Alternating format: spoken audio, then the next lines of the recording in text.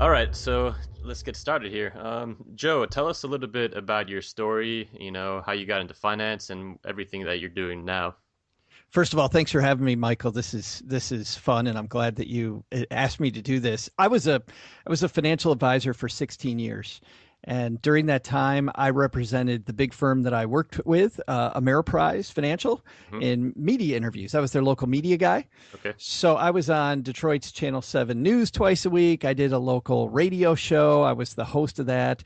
And I was in newspapers nationally like the Los Angeles Times, the Chicago Sun-Times, magazines, Wall Street Journal Online, that kind of thing. Hmm. My real story, though, actually begins after that when I did something people I think thought was pretty crazy at the time. I left my practice to go do something else. Hmm. And here's how that happened. There was this friend of mine who wrote a letter saying that he was going to leave the company. And different than most people, you may know in the financial world, Michael, the people, when they leave a firm, they're taking all the clients, right? They leave at midnight. Yeah, They're yeah, taking exactly. they're taking all clients. They're going someplace. This wasn't that at all. Uh-huh. He actually wrote a letter, gave notice, and said, I work 16-hour days. I like this job, but I don't love this job. And as I get older, I keep thinking I got to find that thing that I love. Yeah. And I've done this long enough, and 16 hours, I don't have time to go search for it. So he actually quit to just go figure out what else he wanted to do with his life, which I thought was powerful. Yeah, And that's awesome. Good yeah, for him. yeah, how many people have the guts to do that? You know what he did? He went and he climbed Mount Everest twice. Oh, wow. Yeah. So he became an adventure travel guide. So here I was Hmm. staring 40 years old in the face, thinking to myself, I feel the same way. I really liked it. I like my clients. I like financial stuff. But there's other stuff I want to do. So I actually quit and decided to become a teacher and a track coach. Hmm. So I started taking those classes. By the way, as I was leaving and I was telling people what I was going to do, my clients kept telling me I was going to hate teaching. Yeah. Not teaching. What I was going to hate was I was just administering questions to get people ready for tests all the time, right? Yeah, yeah. Which is so sad, and I don't want to get into the whole teaching thing because it's very What kind of frustrating. teaching did you want to do? What's funny is that so that's a longer story, but well, let me give you the short one first. English teacher. But Okay. the longer story around that, because if I'm listening to that, I'm going, really? You're a finance guy. You want to be an English teacher? Yeah. My degree was in English creative writing, which also makes people go, and you were a financial guy? Hmm. What I've found actually is that if you go look at mutual fund managers, a lot of the best mutual fund managers out there were English majors. And what one of my professors told me that I agree with completely, maybe I'm biased because I was an English major, but I completely agree with, is that English just teaches you logic, teaches you how to think, teaches you how to communicate. Hmm. And a lot of what I did on a daily basis was communicating with people about money. Yeah, yeah.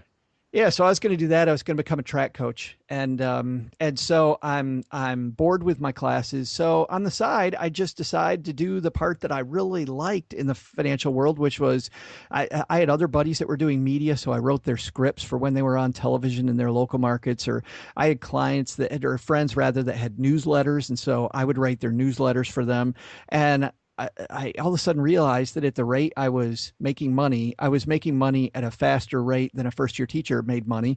And Hmm. I was absolutely loving working in jeans and a t-shirt. Yeah. Freedom, right? Yeah, exactly. So then Stacking Benjamins was born. And because we do lightweight personal finance, a lot of preachers out there and not many lightweight discussions. And then the Yeah, yeah. Stacking Benjamins podcast, which is we're nearly constantly in the top 20 investing podcasts in the United States on iTunes, which I'm really happy with. So Hmm. so that's me. Very cool. Well, congrats on, the successful podcast and getting to where you are now. It sounds Thanks. what was so when did you actually step away from teaching? What's funny is that I never became a teacher. Uh-huh. I took classes for about I took just 2 semesters. I took 2 semesters of classes. It was a 2-year program because I already had my degree. It was Hmm. a post-degree program. After the end of the first year, I realized that the stuff I was doing on the side was really what I loved. And going to find that thing that my buddy Chris had found in climbing mountains, for me, the mountain was doing the media half Yeah, of yeah. finance. Yeah, and it seems like it kind of just fell into place. You didn't really have to search for it too hard.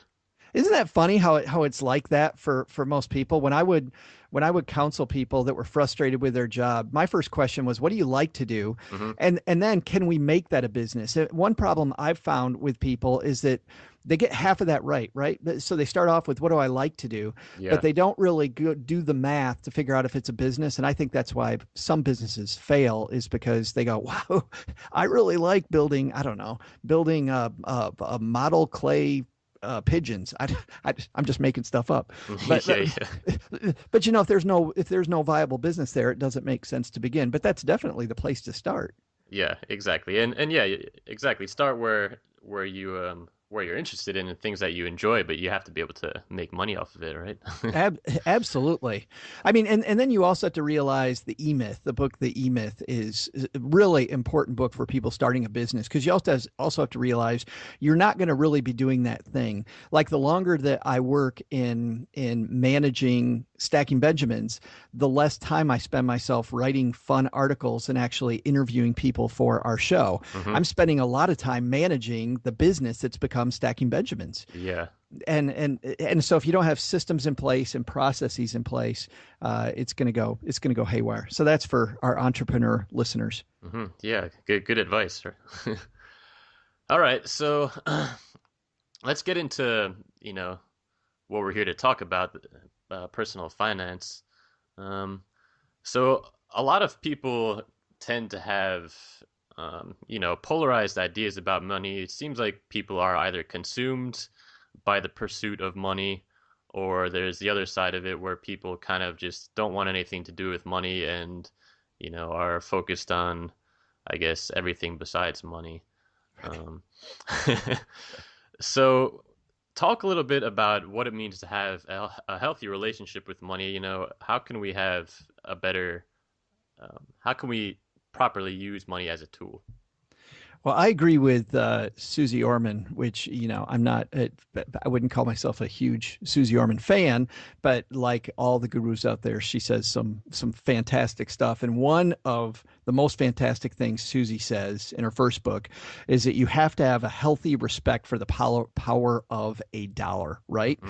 That so much money flies through our hands. My friend Jacob Wade, he's got a site called iHeartBudgets.net, and he actually did a story Michael, about all the money that's flown through his fingers his entire life. He did the math, Yeah. and he says it was disgusting how little he respected what that money was worth at the time. Hmm. And he goes through all the train wreck things that he bought, and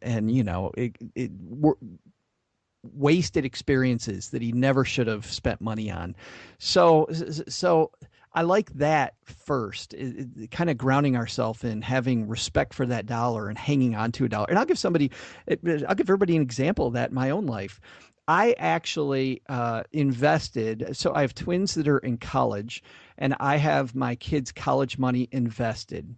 And I used interest on that money to buy my kids books for school, and their books are not cheap. It Yeah. was it was $450 of interest that I peeled off to pay for their books. So I didn't pay for their books. Hmm. I actually held on to that money and let that money pay for their books. Yeah. And when people who like to spend a lot of money start thinking about things in that way, that you can actually get more stuff if you hang on to a dollar, Yeah. then you're going to do much better. And I think sooner or later you get to the point too where you hear the flaw in what I just said, which is getting more stuff. Hmm. And your house fills up with stuff and you just can't do anything with more stuff. So getting away from I need more stuff to make me happy will help you also save more money. On the other side, there are people that that when I was their advisor or tried to be their advisor, they would tell me, "Well, my goal is just to have more. My goal is absolutely just to have more." And I remember, I think it was Andrew Carnegie who Hmm. said that if you die with money in your pocket, you lost. Yeah. You don't So take it with you. yeah, right. So the goal is to turn that money into experiences. A friend of mine said recently that dollars are IOUs. If you pay me a dollar, that's an IOU that I get to spend later. If I never convert it, it just sits there. Hmm. So my goal should be to spend that money in some way on experiences on my life, or to pass it down to people I love instead of giving it to the government. Yeah. And it's so, I'll tell you, of the two, it's easier for me to convince people that don't know how to save that money flows through their hands to have respect for a dollar. Hmm. That's easier to teach, because all you do, like me as an example, if I have $10 in my wallet, I'll spend it by the time I get home. it's Yeah. it is gone. So what do? I never have money in my wallet. I've made sure since the time I was in my late 20s that I never have money. So I know myself, and I make sure that I keep the tools in place, that will keep money out of my hands.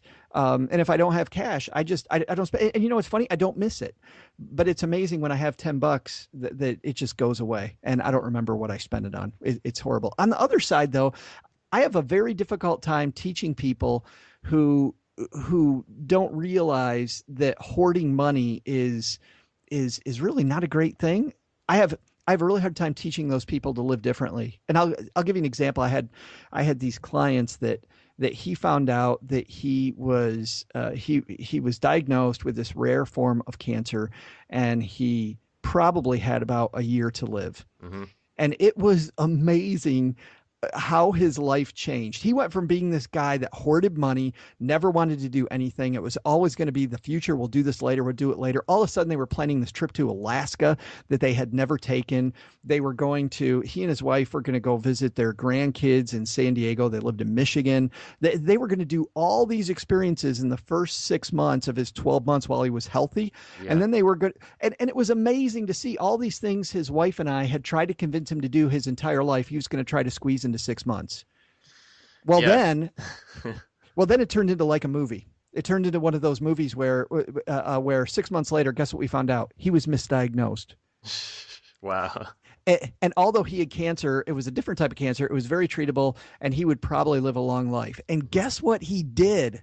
He went back to being the same guy that he was before. Although they went to Alaska, they didn't go see the grandkids. They Hmm. didn't go. They like all this stuff they were going to do just went out the window. And I was so mad at him. Yeah, that's really mind-boggling. I was so angry. But I don't know how to teach those people. That's really interesting. And I wasn't expecting you to say that he went back to his old ways.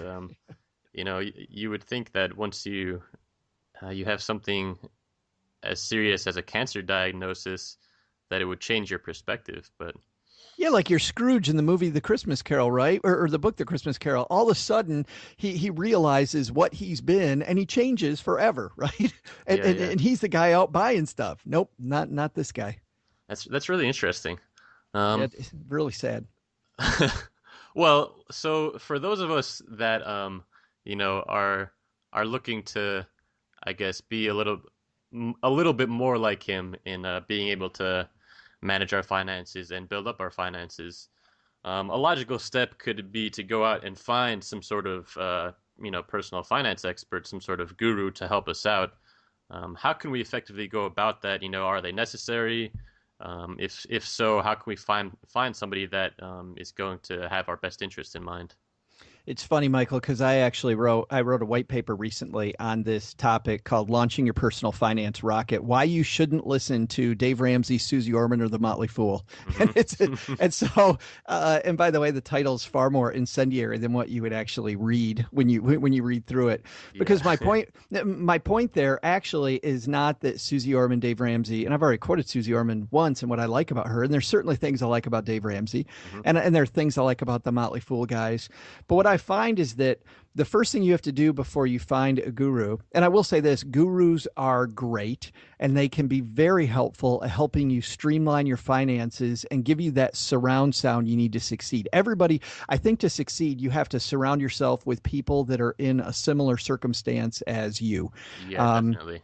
well, and I'll give you an example. When I lived in Detroit, I would run 5Ks every once in a while, Hmm. and I thought about running a little further, but never really serious. I mean, half marathon, 13 miles sounded like forever, right?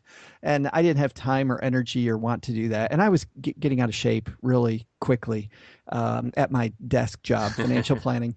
So when I moved to Texas, I all of a sudden the people I hung out with were all marathoners. And I was a guy who never ever wanted to run a marathon. And in the past 5 years, I've run 10 marathons now. Wow. And well, and you know what it is? It's just surround sound. It's just the fact that I can't go out to dinner with with couples that are friends of mine, and they're not talking about the marathons they're running. Guess why I run marathons? Because Mhm. that's what we all do, right? Yeah, I think that's an important lesson, outside of finance in general. Really, they say that we're the average of the five people that we spend most of our time with, and I think that's important to recognize. We had a kid who was from a bad home who lived with us for a year and a half, and it was amazing to see the transformation in Kevin. And this was around eighth grade as he got out of the bad environment he was in and lived at a house with my parents Hmm. who weren't perfect, but were middle class, general middle upper middle class values, and just taught him to have respect for other people and for things. And Kevin changed a ton. And then what was sad was when he left our house after a year and a half because he was, quote, rehabilitated, right? Yeah. He went back into that environment, and I saw him 6 months later. And in ninth grade at that point, he was stoned out of his mind, had no idea who I was. Wow. He was. So you're exactly right. It doesn't matter if it's finance or not. Hmm. With gurus, I think once you know where you are, if you start with where you are and where you want to go, then choose gurus that are based on that. So, as an example, I see people that go crazy when people say that they like to use leverage, right? They like to have a mortgage at 3% Hmm. and go out and save money at 8%. They like to use other people's money because Dave Ramsey says don't have debt, right? Yeah. Uh, uh, Dave Ramsey's fantastic if you're somebody that money flows through your fingers. If you're on what I call the launch pad with your rocket and you're just starting out to learn to have that healthy respect for money that he talks about and Susie Orman Hmm. talks about is fantastic. But if you're somebody who's experienced with money and you already know what the hot stove is like if you touch it, and you're not going to touch that stove, well then leverage is okay. Yeah. And then you can start talking to these no money down real estate guys about using other people's money. So fights all the time happen on the internet around gurus, and I think if you start with where you are, so if you're on the launch pad of life, I like reading Dave Ramsey, I like reading Susie Orman, Hmm. I like reading David Bach, the Automatic Millionaire. I mean, how great is that? Start paying attention to how you spend money, Okay. right? Your lattes, whatever. But a millionaire out there, Michael, doesn't need to track their lattes. Yeah. It's to them it's irrelevant. Hmm. Somebody who's looking at their rocket has now launched and they're trying to get a beautiful view of the world from way up high in the atmosphere. Hmm. That person wants a well-rounded financial plan. So somebody like Gene Chatsky or Rick Edelman are fantastic people. Then once we exit the atmosphere and we're on our way to Mars, and a lot of people don't want to go to Mars. Hmm. They are afraid of being in that, and things can go bad. We've seen the movie Gravity, right? Yep. Things can go wrong. So some people prefer to have that well-rounded financial plan and stay there, Hmm. but other people that want that get rich, or they're excited about real estate or stocks or whatever it might be. Well, then the Motley Fool I think is a fantastic place, or Jim Cramer, who's very entertaining. Hmm. But what he does can be so dangerous for somebody who's on the launch pad. So start off with where you're at and then pick the guru. And I think you're going to do better than saying, I just love Dave Ramsey or I just love Jim Cramer. So again, you mentioned earlier about yourself. Really, it sounds like it's important to know yourself and know where you're at, and like you said, act accordingly. Find somebody who's going to help you out in that regard. Yeah, and that's the hardest thing, isn't it? Because whenever I had problems with coaching clients, it was always somebody who told me they were one thing, and I could tell that they hadn't looked in the mirror enough. Like it was always that, and this is what it usually was. It was usually somebody who said, "I am really aggressive. I am incredibly aggressive as an investor." Hmm. So I would coach them how to be aggressive, and they would crap their pants every time the market went down, and, Yeah. and then I realized that that they're not aggressive. They say they're aggressive, but they don't know themselves enough. So, yeah, you have to be able to look in the mirror and say, what am I really like? Not who do I hope to be, but who am I really? Being in the industry, do you come? I mean, do you know? is it common for financial advisors to sort of help people figure out where they're at, or is it really on the individual to know who they are and what they want? It depends on the advisor, Hmm. because advisors charge money different ways. So generally, well, it depends on two things: the way they charge fees, but then secondly, the type of advisor that they are. So for me, I saw myself as somebody's family CFO, and my job was to counsel my client whether they like the counsel or not. So I saw myself a little bit like, if you've ever watched Gordon Ramsay on those restaurant shows, Hmm. I felt like that was my job. Michael, I'm your financial advisor. I don't care if you like this or not. I think you suck at this. Yeah. Because I felt like that's what you're paying me for. And it Hmm. was funny because people would pay me more the more I got like that. Maybe it was just that I was attracting that type of person. But some advisors aren't don't feel as strongly about that as I do. They don't feel like that's their place, so they won't be that strong. So that's personality. But I've also found that fee-based or fee-only financial planners tend to be the people that will give you more advice whether you take it or not. I mean, a fee only planner, if you pay somebody a fee to be your advisor and help you build a plan, Yeah. that person doesn't care if you implement it or not. Yeah, that's true. It's their job to just give you objective advice because they've been paid already. A commission advisor, and by the way, I've met, I hear all this stuff about commission advisors being just absolutely horrible people. I, I've met some commission advisors who I think are phenomenal, and people keep coming back to them and giving them commissions because of the fact that they're just awesome at what they do. Hmm. But generally, if I get a commission to tell you to do something, whether it's right or wrong for you, I'm going to keep pushing you toward doing that wrong thing instead of doing what's right for you. So, by and large, and I hate to make it a generality, if you want to look for a fee only or fee based advisor, and then somebody with a personality who's going to be that pusher, if that's what you're looking for. Hmm. Okay. All right. So, after we decide to go and find some sort of guru or not, after that, how can we go ahead and build an effective financial plan from the ground up? Where do we start? This is so fun, and it's fun because for me, the way that I think, and hopefully for the way everybody listening to this thinks after this, it's really basic, but I think about things in the way that I have yet to find a huge number of people think. Hmm. And it's a very, very simple computation we're trying to come up with. So we start with a goal.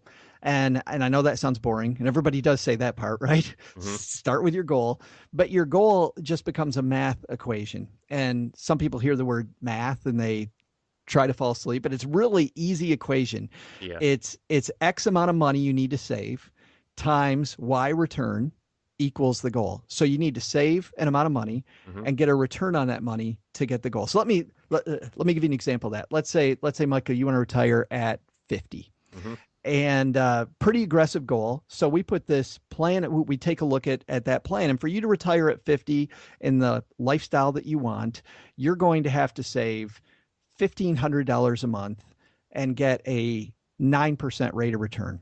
Hmm.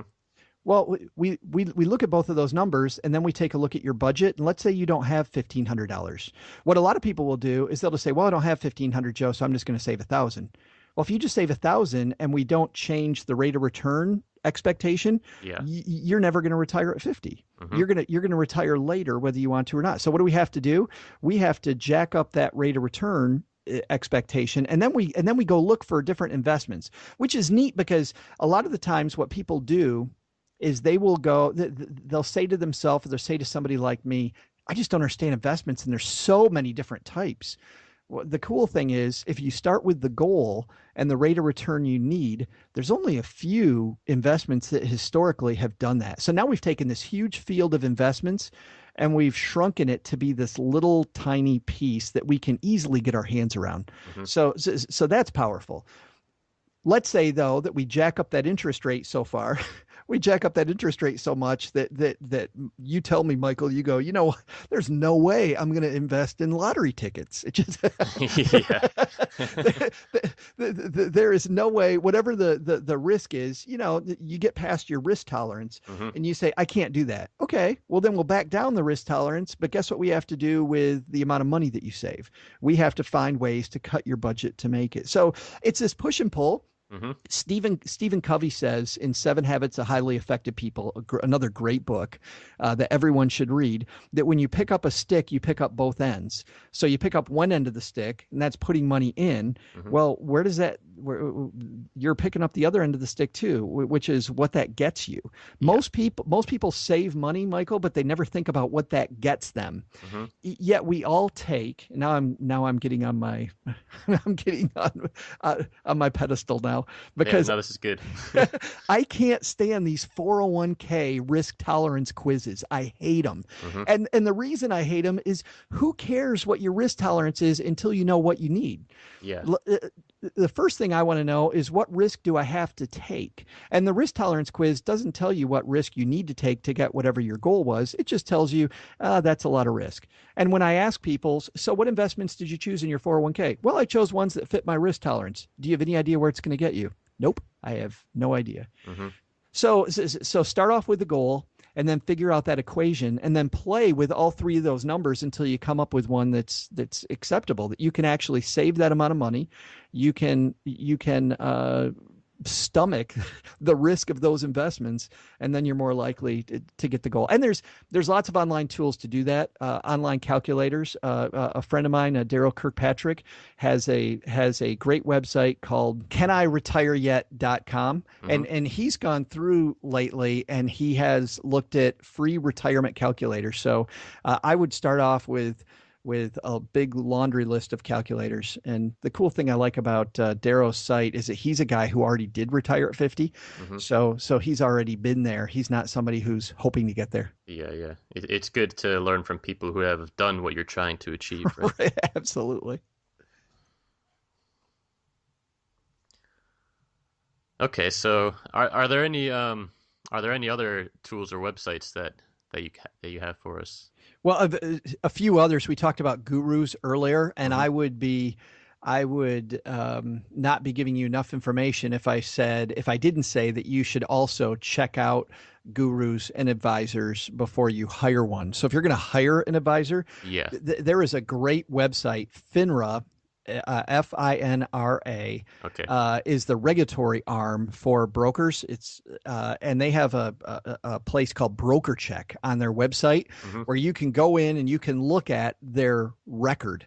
So these are people that have filed complaints against them. And if you look up me, in fact, I haven't looked up myself in a while, so it might be funny, but you will find a complaint. Hmm. I actually inherited an Ameriprise account from another advisor who had sold an annuity that was it was a horrible investment. It was a rotten idea. The advisor, I thought, did the wrong thing. I recommended my client that they write a letter to Ameriprise. Well, not only did they write a letter to Ameriprise, they got an attorney, and the attorney not only listed Ameriprise and the old advisor that I thought was horrible, but they listed me too. Of So, course. so, so, so whether you can imagine how that relationship was after that. Yeah. But my point is that that kicks off a discussion with the advisor. So if you came to me after Broker Chick said, "Hey Joe, I have this. I see that it looks like there's this problem with you and a client and an annuity." It's a great conversation to have with the advisor. And if there's one, it's a problem. If there's two that are similar, it's a huge problem. If there's three, four, five, well, then obviously somebody is great at talking Hmm. and maybe not so great once you hire them. Yeah. Yeah. So it's good to know who you're working with beforehand. Absolutely. And when you're doing investing, I really like 401ks use mutual funds by and large, 403bs, like any retirement plan that you might get into. Hmm. I love morningstar.com. And the reason I love Morningstar to evaluate your funds is because of the fact that Morningstar does not they keep their research department different than their advertising, where you might go to a website and somebody will recommend certain products. There's a good chance that they're getting paid to recommend those, Yeah. whether they disclose it or not. Morningstar is the industry standard. In fact, somebody wrote me a couple weeks ago, said, "I never go to Morningstar because I know that they're in bed with all these mutual fund companies." Somebody read something backwards, because the reason financial advisors love Morningstar is because they're in bed with nobody. And Yeah. that's, That's important. yeah, it's a pretty powerful website. So look at investments, I love morningstar.com. Okay, good to know. And we'll include links to all of these websites on the website. Fantastic. Are there any other apps or anything else that you can recommend? Oh, did you want to talk about apps for creating the financial plan or apps for daily living? You want to talk about daily living now or daily living later? Let's first talk about the financial planning. Yeah, boy, for financial planning, a lot of firms are coming out with these online planning tools, Hmm. and I have not yet personally used any of them yet. There's iQuantify, and there's another one that I'm oh geez, that I just checked out. But I guess the big takeaway is I haven't found one yet that I love. Okay. So I found a lot of chinks in the armor, but I think those online really robust planning tools are on the way. But Yeah. I think we may be 2 or 3 years away from those. But I fully expect to see some very good overall financial planning tools coming to help you create your plans. Okay, cool. Well, we'll have to keep an eye out for those. So, let's get into the daily money management strategies, unless there's anything else that you have to say about financial planning. No, I think if you just start off with the end goal, you're going to do yourself a big service. Yeah, again, know what you want and know where you're at, right? Amen, brother. Okay. Keep it simple. All right, so yeah, let's get into the daily money management strategies. How do we go about that day to day? Well, the first thing is that if you're planning with anyone, whether it's a significant other or a spouse, Hmm. I love this idea of so David Bach, the guru David Bach, says to go on a money date and to have a money conversation because most problems in a marriage or with anybody who's planning together comes from a lack of communication. Yeah. I took that in my practice and also in my life, and I changed that to be a weekly meeting. And I know some people will say weekly is that's way too often. Hmm. Here's what happened though. We took the weekly meeting, and now our weekly meeting is 10 to 15 minutes because we've done it so often. But Yeah, what's you're on top of it. absolutely, and I'll tell you how this works. So here's what used to happen in our house, and this is like a lot of houses, is that Cheryl had a big handle on the checkbook. I had a handle on the investments. Hmm. I didn't know anything that was going on in the checkbook. She had no clue what was going on in the investments. So around back to school time, she would come home with the twins with these bags of clothing, and I would go through the roof. I, I'm like, why are we're spending all this money? Why are we spending all this money? And she said, well, the kids need school clothes.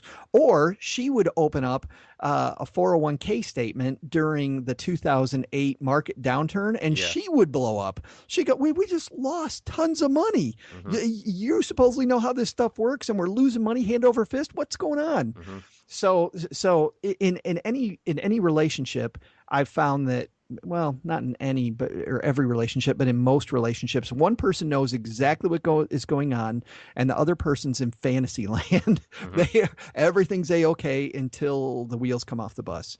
So here's what we did. And by the way, what you do in your own life is you perfect this so that it works for you, because over time we have changed this and made it work for us. But all of our bills and all of our statements that go Hmm. into a basket that's fairly close to the front door. Yeah. Cheryl used to love to pay the bills right away, and now she doesn't do that. Now everything goes in a basket until the meeting. The meeting, by the way, that we started when our kids were really young is on Sunday afternoon, and that came from the fact that my kids were sleeping. That was their nap time, Hmm. and so we would have the meeting during their nap. And the first thing we do, we just open up the bills together, and she looks at it and I look at it. And what was amazing was when we actually looked at the bills instead of just quickly paying them. You know how many mistakes we found? We found so many mistakes. Hmm. And we have a spreadsheet of our expenses that come out automatically, and we just take a look through those automatic expenses to see if there's any automatic expense that we need to go to their website and look at, because more and more, people are paying things automatically. They don't get a statement. Yeah. um and we'll pick out a couple of them to make sure that we haven't been overcharged. And it's still amazing to me. And by the way, those mistakes, they're never in my favor. Yeah, of course not. they are always the other way around. So So we pay the bills together. Once we have the bills paid, then we look at our financial picture together, and we will use, some people use personal capital. We use Mint. Hmm. So there's these aggregator sites. Finavera is another good one where you can upload all of your data so that it's all in an easy to look at dashboard. Yeah, yeah. Uh, I use Mint personally. yeah, and Mint is so easy to use.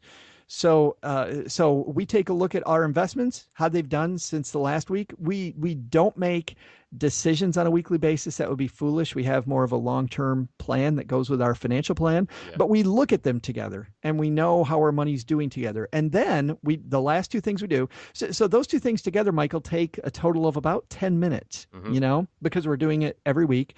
And then we talk about any big expenses coming up in the upcoming week. So if Cheryl walks in with bags full of stuff, I know what it is. Or if I walk through the door with bags full of stuff, we know. And then we talk last about our allowance, and we give each other an amount of money that we're not going to track. My wife used to, before the days of streaming, she loved to buy DVDs. Yeah. Buying DVDs drives me nuts. I think it's always thought it was the dumbest purchase because she watches them once, maybe twice, Yeah. and then she hands them off to a friend, and we ended up spending how much money for the DVD? I people that know me know that I collect board games. We didn't have a we didn't have a television when I was in eighth grade, Hmm. and my family plays board games and card games, and we have this game night every Thursday at my house with like 15 guys from around Texarkana. But anyway, Cheryl thinks that's the dumbest thing ever. So we have this allowance, which is money that we can spend on our dumb thing that the other person doesn't blow up about. And you know what? That created a lot of harmony. I'm not saying that we have the perfect relationship all the time, but it created a lot of harmony because we don't have the money fight, Yeah. which is pretty powerful. If you're single, if you're somebody who is falling asleep because That, you're single, that's what I was going to ask you next. yeah, I think single people need to have somebody to hold them accountable, and it doesn't have to be a financial planner or financial advisor like we were talking about, Michael. Hmm. But the idea of having one friend that you two beat each other up a little bit, Yeah, yeah. and if it's just somebody who's smart with money, it can't be overstated the power of doing it with someone. Hmm. Yeah, Um, like so, you have a workout partner, right? Have a finance ab- partner. Absolutely. Yeah, absolutely. Yeah, with my marathons, I don't have a coach, but I got this guy who I meet at the track at 5:30 in the morning, and I'll tell you, I would not go to the track at 5:30 in the morning if I didn't know that Troy wasn't waiting for me. Yeah, yeah. So it sounds like the three of the big things that you covered here are, awareness of everything that's going on with your finances, first of all, communication, if you're in a relationship or if you're just going to have somebody to keep you accountable, and then giving yourself a little bit of padding, a little bit of slack to have freedom so you're not, stressing out all of the time. Exactly. And on that third note, people get really excited about budgeting, Hmm. and maybe they listen to this and they get really excited about their financial picture. And I used to be this guy, by the way. I would get so excited that I would just deny myself everything, Yeah. right? I would go from 3 meals a day to 2 meals a day. I would not ever buy a snack. I wouldn't buy anything in a store. I would make sure that I saved a ton of money every day. Hmm. I do that really well for about, this is what always happens.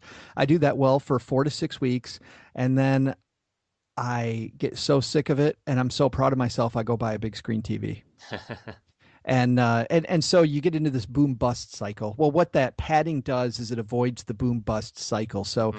don't fall into the trap of trying to squeeze every last nickel, because you will go into this ramen noodle big steak dinner, and that's not healthy either. Yeah, yeah, and it's also important to, um, you know, maintain why you're doing this. You're not managing your finances for the sake of managing your finances. You're doing it so that you can have freedom and enjoy your life, right? Yeah, yeah, the balance thing. Exactly. Absolutely. All right. So are there any other tools or anything like that that you recommend for daily money management? There are a ton. of tools. There's Mhm. I use apps as much as everybody else does. Mhm. You can do web searches. I certainly am not the king of apps, but I'll tell you. You and I talked about Mint. Yeah. I love Mint for daily planning. A new tool that just came out, Finavera, is not perfect and it's still in beta, Mhm. but that makes you aware of bills that are coming up and that you have enough money in the spot that you need it at. So if you're the type of person who likes to be really lean with your money, or you're the type of person that is constantly bouncing your checking account and paying those horrible fees, Yeah, yeah. Finavera can save your life. Okay. It isn't perfect, doesn't work with everybody, it doesn't work with every bank. It's still coming, but that's a nice one. Envelopes is a product that was great for a long time. You know, the old thing that grandmothers used to do where they would bring home the paycheck in cash and they would put it in separate envelopes. Yeah. Envelopes with an M is an electronic way to get that done. Okay. That's a product that was great, was horrible for a while, and now it's good again. So I like that product again. And, Uh, and just for those of us listening that don't know, what does that really do? Yeah, what it does is so I say, okay, I've got X amount of money that I can spend on going out to dinner, Hmm. and so I put that money electronically into this envelope. Then when I go out to dinner, and I'm getting ready to use my debit card or whatever it might be, Hmm. I can only use the money that's in that envelope. Uh-huh. So it saves me from myself. And when that envelope is empty, it will tell me I have no money. Yeah. So I And you can't don't go go out out to to. dinner. Yeah, absolutely. Yep. So I really I like that for people with basic budgeting.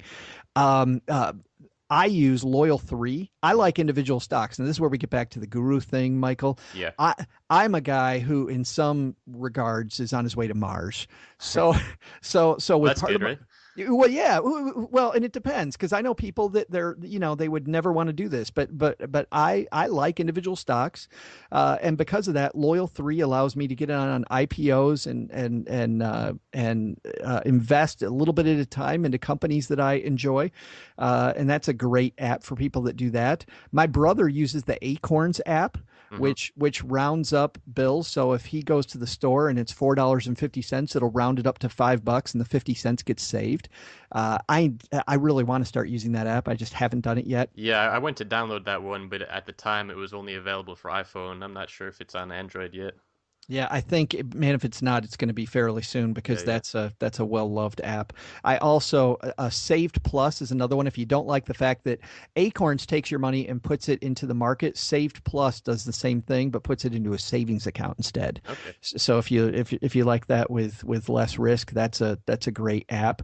Um, there is another app that I had thought of. Uh, I don't use these things, but some people like investing with Betterment or Wealthfront.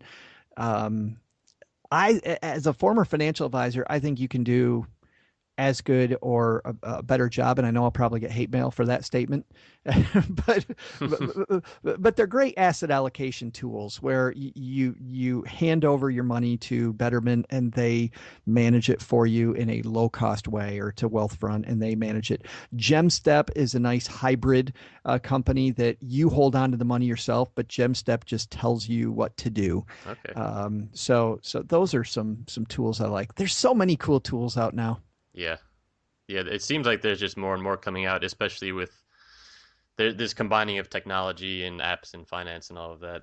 And that's actually the frustration I have with this topic, Michael, in general, is that I've had friends that, well, I have this one friend, and if she's listening to this, she knows exactly who she is. She's constantly searching for the right app, right? Hmm.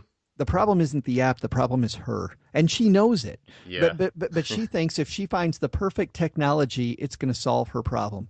Her real problem is she needs to stop looking for technology to solve the problem and own it herself. Yeah, I think that can be applied to really anything in life. People looking for the perfect diet, the Right. perfect workout, the Yes. perfect partner, whatever. That's it. When we interviewed David Bach on our podcast, it was funny. He said this. He said something similar. He said, he'd written these books. Most people think The Automatic Millionaire with one tip.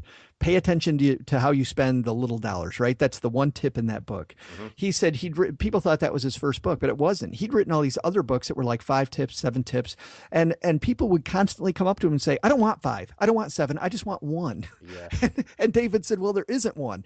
But if there was one, pay attention to how you spend money on a daily basis, and you'll automatically become a millionaire." Hmm. All right. Well, is there anything else that we haven't covered yet that you'd like to talk about as far as finance goes? Oh man. Hmm. Anything major?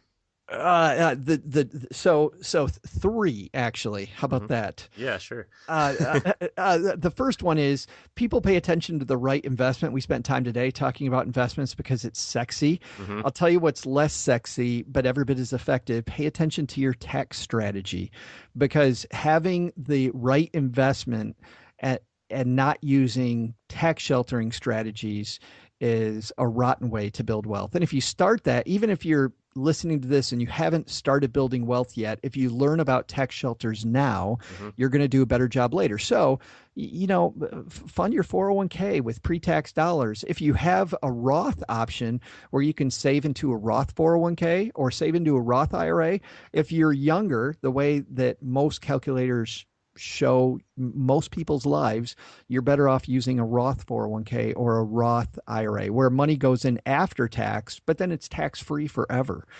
Hmm. Use save into an IRA. If you are a entrepreneur, use a simple or a set plan to put money away and create your own 401k for yourself and for your company. Yeah. A lot of times people they'll have two mutual funds. One mutual fund has a lot of turnover where the manager's doing a lot of trading, and they have that outside of their tax shelter. And then they have another mutual fund inside the tax shelter where the manager does hardly any trading. You actually pay tax not just when you buy and sell, but you pay tax when the manager buys and sells. Hmm. So by switching those two funds around and putting the one where the manager trades a lot inside of an IRA and the one where the manager trades very little outside the IRA can affect your tax situation a ton. So that's my first one. Okay. Good to know. My second one is on the value of insurances. If you're renter's insurance costs nothing, and people never buy it, and then I end up getting letters that say I did the wrong thing because my apartment flooded and my landlord isn't paying for any of my stuff. Hmm. Well, the landlord doesn't need to pay for your stuff. You do. So renter's insurance, disability coverages are so important. And you look at the statistic, nobody buys disability insurance. Hmm. Disability insurance, the statistically, you're probably going to have a disability that keeps you out of work once in your career. Hmm. So there's a good return on investment, which by the way, Michael, that's why people don't buy it, is because it's expensive. Yeah. The reason it's expensive is because insurance companies think you're going to use it. So I actually have a different view of insurances than most people. I will gravitate toward insurances that are expensive. I want to buy those. Yeah. I don't want to buy most of them that are cheap, because like cancer insurance, insurance on your pet, hurricane insurance, if I live in Iowa, Yeah. those are very cheap. And the reason they're cheap is because they're never going to happen. Yeah, that's So an interesting way to look at it. yeah, It makes sense though. yeah, but that's kind of the mind shift we have to have, that's so frustrating. Yeah. And then the third thing is, if you know when you're going to die, you don't need an estate plan, which means you don't need to put beneficiaries' names on your IRAs, your 401ks, and you don't need a will. But if you don't know when you're going to die, then you should probably do it today, Mm-hmm. because nobody dies at the end of the story. We always die in the middle of the story. Yeah. But we have this feeling that we kind of put a bow on our life and then we pass away. It doesn't work that way. Hmm. Is there anything else that you have? No, that was it. I felt like I was preaching right there. No, yeah, that's a good way to close it out.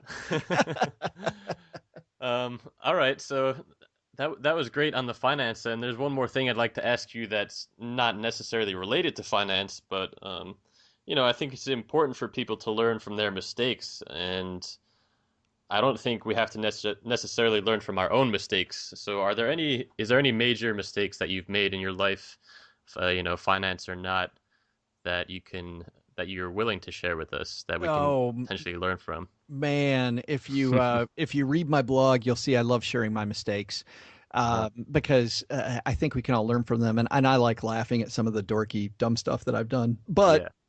so I went to a military college, Hmm. the Citadel, the Military College of South Carolina. And on the first day, I walk into Mark Clark Hall, the student union, Hmm. and there is a table with a nice. They're giving T-shirts away if I apply for an American Express card, Yeah, I knew that's what you were gonna say. which is awesome, by the way. Now, let's just reel this back for a second. I'm in a military college. There's no way I can't have a job. I'm a member of the Corps of Cadets. Cadets can't have jobs on the side. Hmm. So I have no way to pay this credit card. But that didn't stop American Express from having a table. And it didn't stop me from thinking that was a wonderful idea. Yeah. Yeah. So I got one, and I got to tell you, the first time, 2 weeks later, we got our first Saturday off. We got Hmm. Saturday afternoon.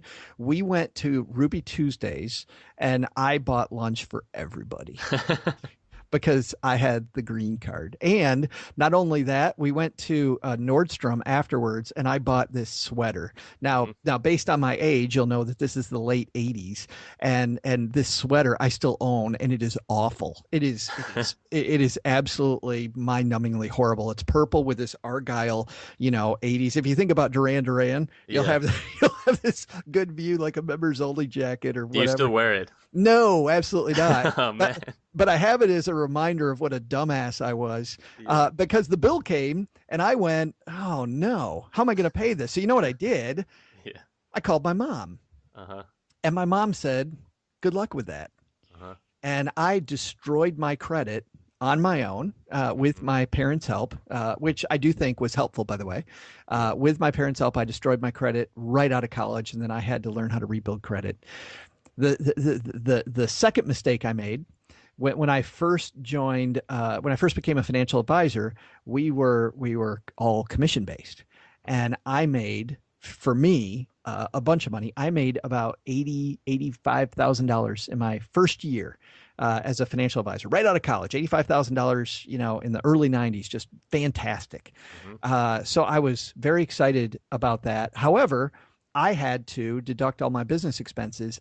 I didn't understand how any of that worked. Yeah. So a friend of mine said, "Hey, I've got this accountant." So I went to meet with the accountant. The accountant said, "What do you have?" So I didn't keep any receipts. I had nothing. So I gave him the few receipts that I had. I had maybe receipts for, you know, I I had receipts for maybe $500 worth of stuff. Hmm. And he came back and said I owed like $26,000 in taxes, Wow. and I was screwed. And by the way, that was because my spouse was working at the time also, so we had her income on top of mine. Even though money was deducted from her paycheck for her half, Yeah. my income on top of hers put us in a higher tax bracket. So it Uh-huh. was a mess. So I yelled at the guy.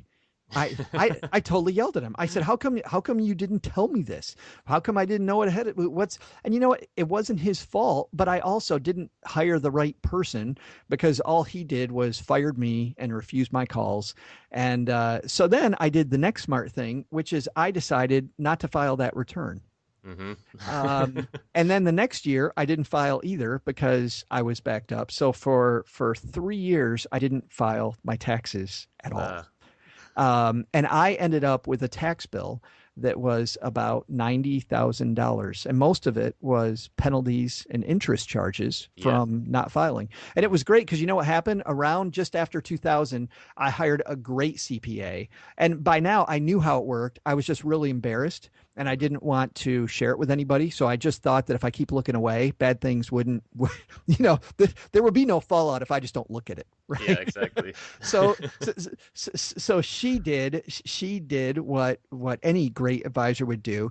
She made me bare my soul and get it out in the open. I got things straight with the IRS. I got on a great payment plan, and I ended up paying all this stuff off. And what's funny is a good portion of it I didn't really owe, because now I know what I should have deducted that first year. Hmm. I couldn't deduct it now because I never kept any proof. But if Yeah. I had known what I was doing from the very beginning, I ended up paying I would say probably $50,000 in taxes and penalties that I really didn't owe. Wow, that's incredible. Yeah, how's that for a mistake? So you, knowing how taxes work cannot be overstated. And you know the other funny thing, Michael, it isn't as hard as I thought it was. Hmm. Like then I thought you took your taxes to your tax person and they did some magic, right? Yeah. They would show me and I would sign the bottom. And it really, if you take out the form and you read it from the top to bottom, you won't know everything and you won't know all the tricks, but at least you'll know the basics. Are there any resources that you can recommend for us to learn about that? I really like the tax tools out there, whether it's Tax Act, and I know that what's the one that's into the Intuit program is really in trouble right now for the add-on programs that they had. Oh yeah. Yeah, I know what you're talking about. I can't think of it either right Yeah, now. yeah, yeah. But I like those programs now because you can dig right into those programs. If you do your taxes yourself, don't just answer the questions. Go into some of their videos that they have and some of the explanations about what you're paying. And literally, I'll tell you, the form if you're filing a 1040, the basic 1040 is 2 pages, and the itemized expenses is just one more page. Hmm. Read those 3 pages line by line and ask yourself, what does this mean? What do they do here? And actually just reading the form was probably the biggest aha that I had when it came to how taxes work. That's interesting. It's so simple.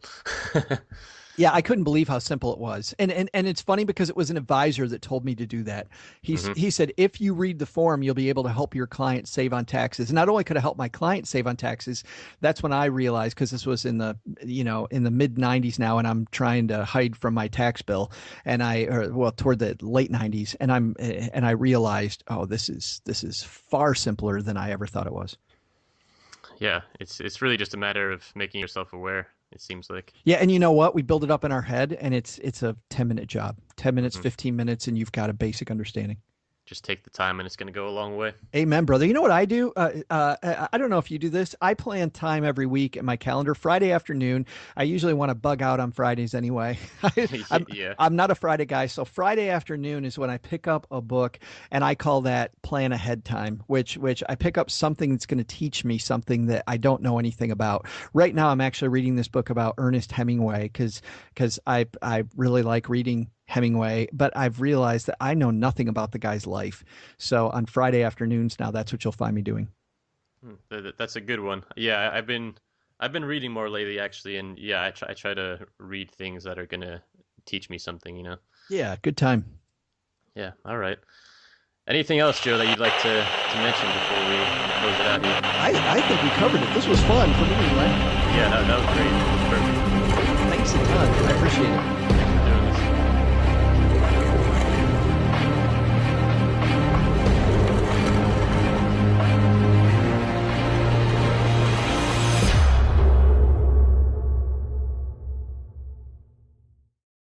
Yeah, so I was going to do that. I was going to become a track coach, and so I'm bored with my classes. So on the side, I just decided to do the part that I really liked in the financial world, which was I had other buddies that were doing media, so I wrote their scripts for when they were on television in their local markets, or I had clients or friends rather that had newsletters, and so I would write their newsletters for them, and I all of a sudden realized that at the rate I was making money at a faster rate than a first year teacher made money.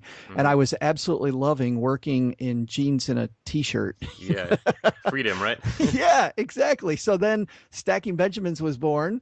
And because we do lightweight personal finance, a lot of preachers out there, and not many lightweight discussions. And then the Yeah, yeah. Stacking Benjamins podcast, which is we're nearly constantly in the top 20 investing podcasts in the United States on iTunes, which I'm really happy with. So Hmm. so that's me.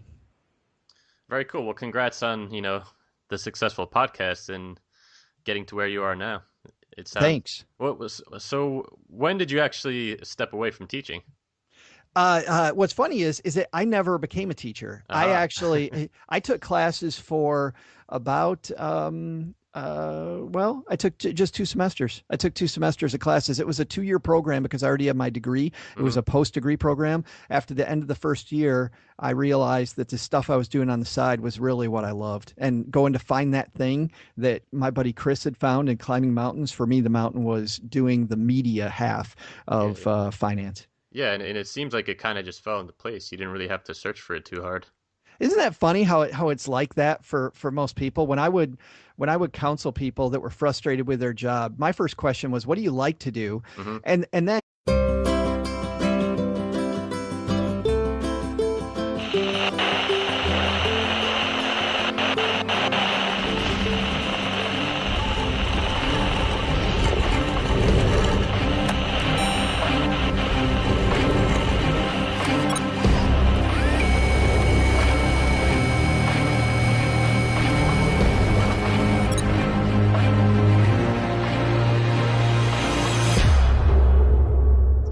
All right, so let's get started here. Joe, tell us a little bit about your story, how you got into finance and everything that you're doing now. First of all, thanks for having me, Michael. This is fun, and I'm glad that you asked me to do this. I was a financial advisor for 16 years, and during that time, I represented the big firm that I worked with, Ameriprise Financial, Hmm. in media interviews. I was their local media guy. Okay. So I was on Detroit's Channel 7 News twice a week. I did a local radio show. I was the host of that. And I was in newspapers nationally like the Los Angeles Times, the Chicago Sun-Times, magazines, Wall Street Journal Online, that kind of thing. Hmm. My real story, though, actually begins after that when I did something people I think thought was pretty crazy at the time. I left my practice to go do something else. Hmm. And here's how that happened. There was this friend of mine who wrote a letter saying that he was going to leave the company. And different than most people, you may know in the financial world, Michael, the people, when they leave a firm, they're taking all the clients, right? They leave at midnight. Yeah, They're yeah, taking exactly. they're taking all the clients. They're going someplace. This wasn't that at all. Uh-huh. He actually wrote a letter, gave notice, and said, I work 16-hour days. I like this job, but I don't love this job. And as I get older, I keep thinking I got to find that thing that I love. Yeah. And I've done this long enough, and 16 hours, I don't have time to go search for it. So he actually quit to just go figure out what else he wanted to do with his life, which I thought was powerful. Yeah, And that's awesome. Good yeah, for him. yeah, how many people have the guts to do that? You know what he did? He went and he climbed Mount Everest twice. Oh, wow. Yeah. So he became an adventure travel guide. So here I was Hmm. staring 40 years old in the face, thinking to myself, I feel the same way. I really liked it. I like my clients. I like financial stuff. But there's other stuff I want to do. So I actually quit and decided to become a teacher and a track coach. Hmm. So I started taking those classes. By the way, as I was leaving and I was telling people what I was going to do, my clients kept telling me I was going to hate teaching. Yeah. Not teaching. What I was going to hate was I was just administering questions to get people ready for tests all the time, right? Yeah, yeah. Which is so sad, and I don't want to get into the whole teaching thing because it's very What kind of frustrating. teaching did you want to do? What's funny is that so that's a longer story, but well, let me give you the short one first. English teacher. But Okay. the longer story around that, because if I'm listening to that, I'm going, really? You're a finance guy. You want to be an English teacher? Yeah. My degree was in English creative writing, which also makes people go, and you were a financial guy? Hmm. What I've found actually is that if you go look at mutual fund managers, a lot of the best mutual fund managers out there were English majors. And what one of my professors told me that I agree with completely, maybe I'm biased because I was an English major, but I completely agree with, is that English just teaches you logic, teaches you how to think, teaches you how to communicate. Hmm. And a lot of what I did on a daily basis was communicating with people about money. Yeah, yeah. A healthy relationship with money, how can we have a better, how can we properly use money as a tool? Well, I agree with Susie Orman, which I'm not. I wouldn't call myself a huge Susie Orman fan, but like all the gurus out there, she says some fantastic stuff. And one of the most fantastic things Susie says in her first book is that you have to have a healthy respect for the power of a dollar. Right? Hmm. That so much money flies through our hands. My friend Jacob Wade, he's got a site called iHeartBudgets.net, and he actually did a story telling Michael about all the money that's flown through his fingers his entire life. He did the math, Yeah. and he says it was disgusting how little he respected what that money was worth at the time. Hmm. And he goes through all the train wreck things that he bought, and wasted experiences that he never should have spent money on. So I like that first, kind of grounding ourselves in having respect for that dollar and hanging on to a dollar. And I'll give everybody an example of that in my own life. I actually invested. So I have twins that are in college, and I have my kids' college money invested. And I used interest on that money to buy my kids books for school, and their books are not cheap. Yeah. It was $450 of interest that I peeled off to pay for their books. So I didn't pay for their books. Hmm. I actually held on to that money and let that money pay for their books. Yeah. And when people who like to spend a lot of money start thinking about things in that way, that you can actually get more stuff if you hang on to a dollar, Yeah. then you're going to do. And can we make that a business? One problem I've found with people is that they get half of that right? So they start off with, what do I like to do? But Yeah. they don't really do the math to figure out if it's a business. And I think that's why some businesses fail, is because they go, wow, I really like building, I don't know, building a model clay pigeons. I'm just making stuff up, but Yeah. Yeah. but if there's no viable business there, it doesn't make sense to begin. But that's definitely the place to start. Yeah, exactly. And yeah, exactly. Start where you where you're interested in and things that you enjoy, but you have to be able to make money off of it, right? Absolutely. I mean, and then you also have to realize the E-Myth, the book, The E-Myth is a really important book for people starting a business, because you also have to realize you're not going to really be doing that thing. Like, the longer that I work in managing Stacking Benjamins, the less time I spend myself writing fun articles and actually interviewing people for our show. Hmm. I'm spending a lot of time managing the business that's become Stacking Benjamins. Yeah.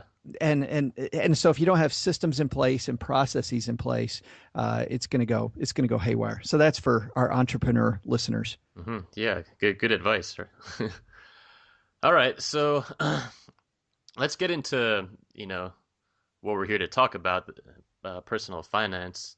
Um, so a lot of people tend to have, polarized ideas about money. It seems like people are either consumed by the pursuit of money, or there's the other side of it where people kind of just don't want anything to do with money and, are focused on, I guess, everything besides money. Um, so talk a little bit about what it means to have